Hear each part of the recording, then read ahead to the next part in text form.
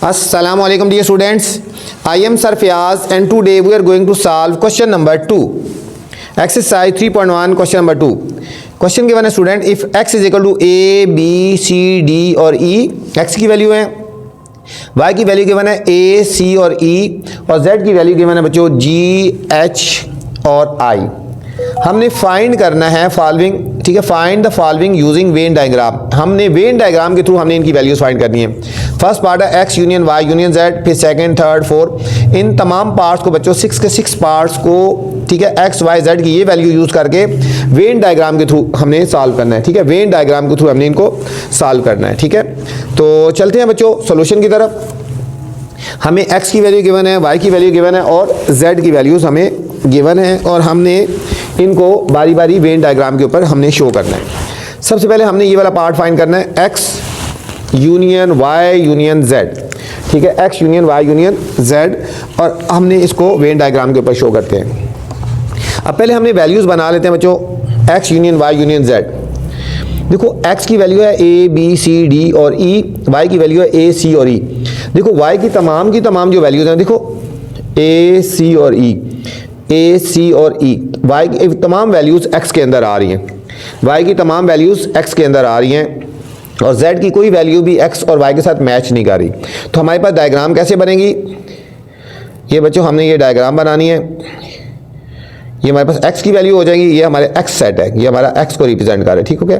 और y की तमाम वैल्यूज़ के अंदर आ रही हैं तो y हमारा इसके अंदर आ जाएगा. ये हमारे पास बच्चों y हो गया, ये हमारे पास ये y हो गया. और z की वैल्यू टोटली डिफरेंट है तो ये हमारे पास सेट z हो जाएगा. ये हमारे पास सेट z हो जाएगी. ये वैसे u होता है लेकिन यहाँ पे लिख लेते हैं. ठीक है, ये u. अब हमारे पास y की वैल्यू क्या है, a, c और e. y की वैल्यू लिखेंगे a, c और e, y के अंदर लिख दी.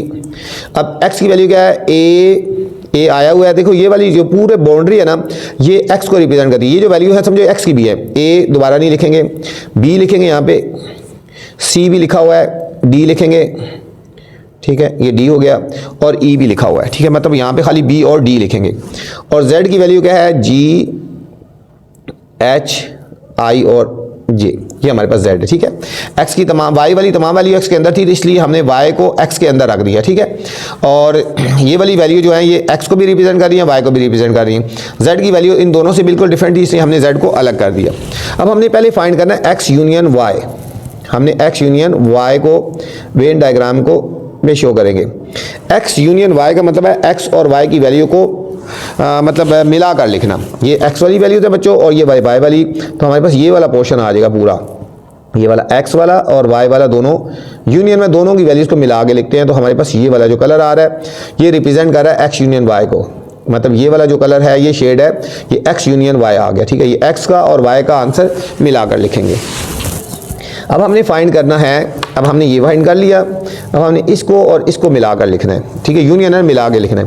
अब हमने फाइंड करना है x यूनियन y और यूनियन z. इनको ये जो आंसर आएगा बच्चों इसको और इसको मिला कर लिख देना है.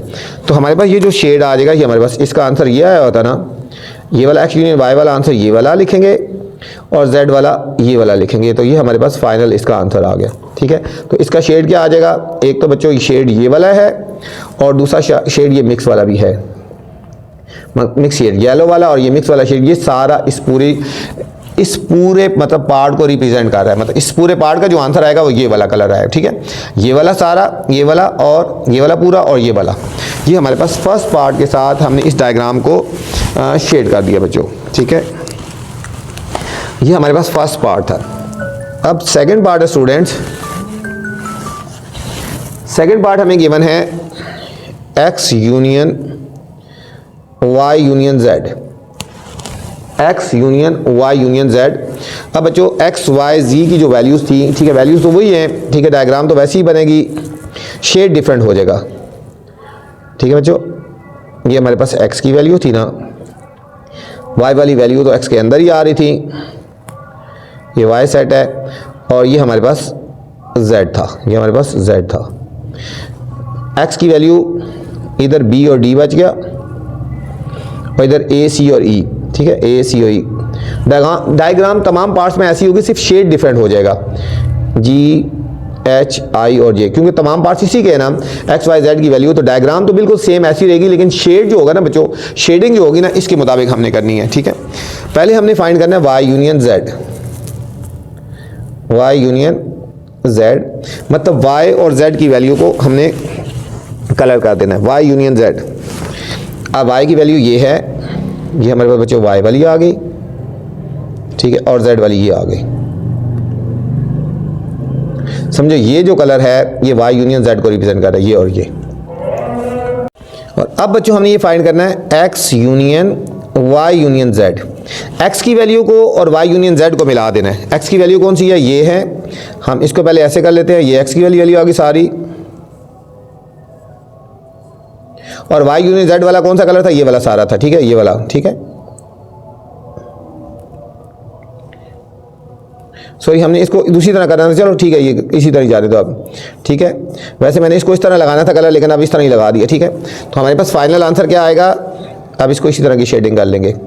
ये येलो इस तरह ही जा रही है ना, येलो सारी जा रही हैं ऐसे, और कुछ पोर्शन में ब्लू भी है, मतलब कुछ पोर्शन में ब्लू भी ऐसे है। ठीक है, मतलब ये वाला, ये हमारे पास आंसर आ गया। ठीक है, येलो वैसे इस तरह करनी चाहिए थी, लेकिन मैंने इस तरह कर दी, तो अब ये वाला सारा पोर्शन येलो वाला, और जिसमें ये डबलिंग वाला ये वाला, दोनों हमारे पास इस पार्ट का फाइनल आंसर आ जाएगा। ये था हमारे पास बच्चों सेकंड पार्ट था। इस डायग्राम को हमने इस कंडीशन के मुताबिक हमने शेड कर दिया। डायग्राम तो एक जैसी रहेगी, लेकिन शेडिंग डिफरेंट होगी। थर्ड पार्ट है बच्चों X intersection Y intersection Z, X intersection Y intersection Z. ठीक है, डायग्राम सेम यही रहेगी, इसी तरह की कंडीशन यही है। एक्स की वैल्यू बी और डी, बी ए और डी, और वाई इसके अंदर ही आ रहा है, ये वाई की वैल्यू है ए सी ई, और ये हमारे पास बच्चों जेड की वैल्यू थी जी एच आई और जे। ठीक है, ये यू को रिप्रेजेंट करते हैं। अब हमने इसके मुताबिक करना है condition Y intersection X intersection Y. अब देखो एक्स और वाई में बच्चों कोई चीज़ कॉमन आ रही है, एक्स और वाई में कॉमन ये वाला पोर्शन आ रहा है। देखो एक्स और वाई में ये वाला कॉमन आ रहा है, इन दोनों में कॉमन पोर्शन ये आ रहा है, ये हमारे पास शेड हो जाएगा एक्स और वाई वाला, मतलब इसमें ये वाला कलर कर देंगे कि एक्स इंटरसेक्शन वाई वाला, हमारे पास ये आंसर आ गया। ठीक हो गया। अब फाइनल आंसर निकालना है एक्स इंटरसेक्शन वाई का जो आंसर आया हुआ है, और जेड में उसमें कोई कॉमन। अब देखो एक्स इंटरसेक्शन वाई का तो ये आंसर आया हुआ, और जेड में ये, इन दोनों में कोई चीज़ कॉमन नहीं है, ये इधर है ये इधर है, इसलिए इसमें कोई शेड नहीं होगा बच्चों, कोई शेड नहीं होगा। ये हमारे पास थर्ड पार्ट था स्टूडेंट्स।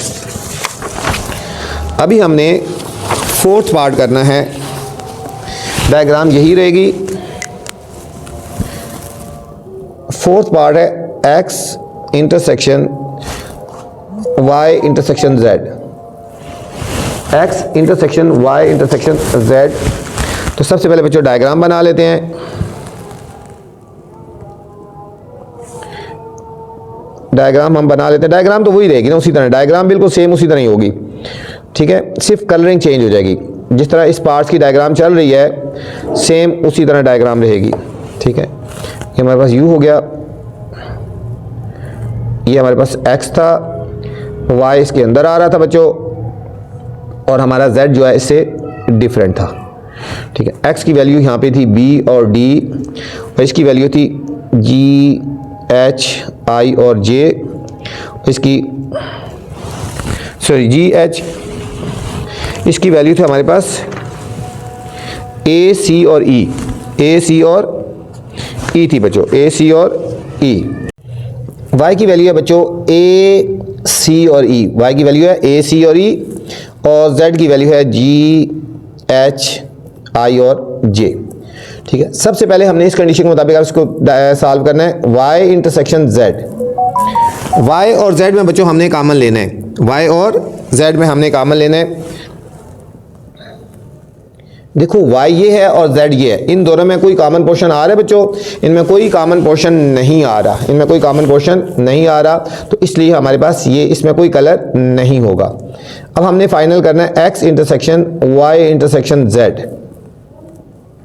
एक्स में और इनमें जो कॉमन आया था कोई है, एक्स ये है और इनमें कोई कॉमन पोर्शन नहीं था, तो इसलिए इसमें कोई कलर नहीं होगा, ये ऐसी होगा। ठीक है बच्चों, एक्स वाई, पहले वाई और इंटरसेक्शन जेड निकाला था, वाई और जेड में कोई कॉमन नहीं है, कोई कलर नहीं किया।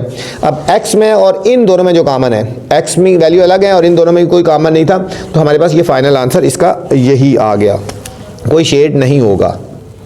ठीक है, फिफ्थ पार्ट है हमारे पास,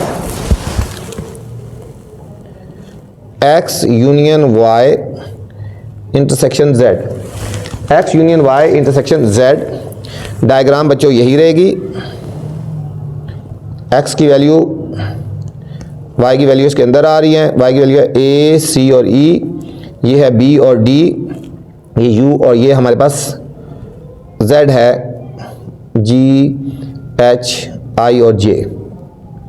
अब हमने पहले ये करना है, एक्स यूनियन वाई फाइंड करना है बच्चों। एक्स यूनियन वाई का मतलब है एक्स और वाई की वैल्यू को मिलाकर लिखना है।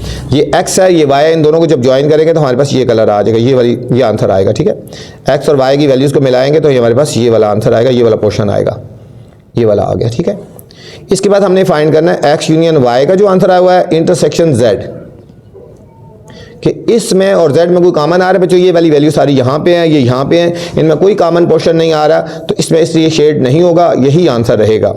ठीक है, मतलब यही रहेगा, इसमें कोई शेड नहीं होगा, कोई कॉमन इसमें नहीं आ रहा। सिक्स पार्ट है बच्चों, X intersection Y union Z. ठीक है, डायग्राम ऐसी रहेगी, ये हमारे पास बच्चों एक्स की है वैल्यूज़, ये वाई इसके अंदर आ रहा है, वाई की वैल्यू क्या है ए सी और ई, ये है बी और डी, और z की वैल्यू होंगी हमारे पास जी एच आई और जे। अब इस कंडीशन के मुताबिक इसको कलर करेंगे x इंटरसेक्शन y।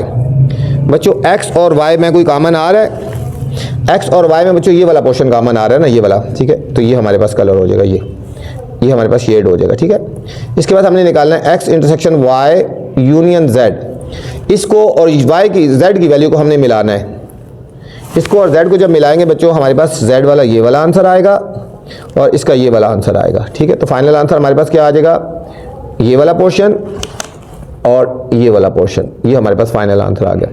ये था स्टूडेंट क्वेश्चन नंबर 2, इसके 6 के 6 पार्ट कर दिए। डायग्राम एक जैसी थी लेकिन शेडिंग डिफरेंट थी। ठीक है, उम्मीद है आपको समझ आई होगी। अब आपसे गुजारिश है, चैनल को अपने लाइक करना है, सब्सक्राइब करना है और दोस्तों के साथ भी शेयर करना है। ठीक है, चैनल के बारे में दोस्तों को बताया करें, उन्हें भी कहा करें कि चैनल को सब्सक्राइब करें।